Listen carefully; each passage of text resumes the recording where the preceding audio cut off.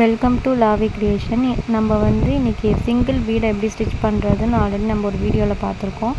அதில் நிறைய பேர் நிறைய டவுட்ஸ் கேட்டிருந்தீங்க. அந்த டவுட்டை கிளியர் பண்ண தான் நான் செகண்ட் பார்ட்டாக இந்த வீடியோ நான் போட்டிருக்கேன்.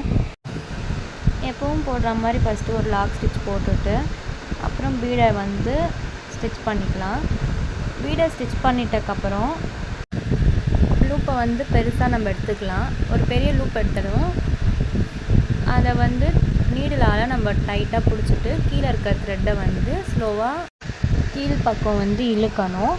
அப்புறம் அதுக்கு ஆப்போசிட் சைடில் அதே மாதிரி ஒரு பெரிய லூப் எடுத்துகிட்டு ஃபஸ்ட்டு லூப் நம்ம என்ன பண்ணுமோ அதே மாதிரி தான் இந்த ஆப்போசிட் சைடில் இருக்க லூப்பையும் நம்ம எடுக்கணும். எடுத்துகிட்டு அதே மாதிரி நீடலோட பேக் சைடு வச்சுட்டு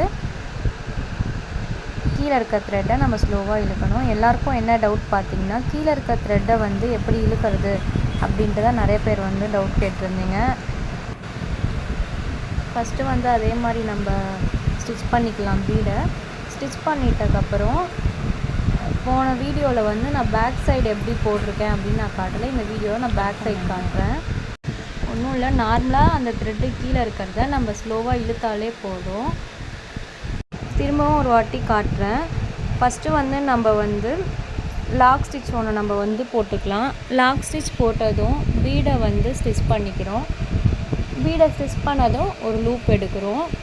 அந்த லூப்பை வீடுக்கு ஆப்போசிட் சைடில் இருக்க பிளேஸில் நம்ம நீடலோட பேக் சைடை வச்சு நம்ம ஹோல்ட் பண்ணிக்கிறோம். அப்புறம் கீழே பார்த்திங்கன்னா இந்த த்ரெட்டை ஸ்லோவாக இழுக்கிறோம். நான் நீடில் அங்கேருந்து எடுக்கவே இல்லை, அதே இடத்துல தான் நான் நீடில் வச்சுருக்கேன். கீழே இருக்க த்ரெட்டை வச்சு நான் லாக் போட்டதுக்கப்புறம் தான் மேலே இருக்க நீடில் நான் அந்த த்ரெட்லேருந்து எடுக்கிறேன். நெக்ஸ்ட்டு என்ன ஸ்டிச் போடலான்ட்டு வேறு கிளாஸில் நம்ம பார்க்கலாம்.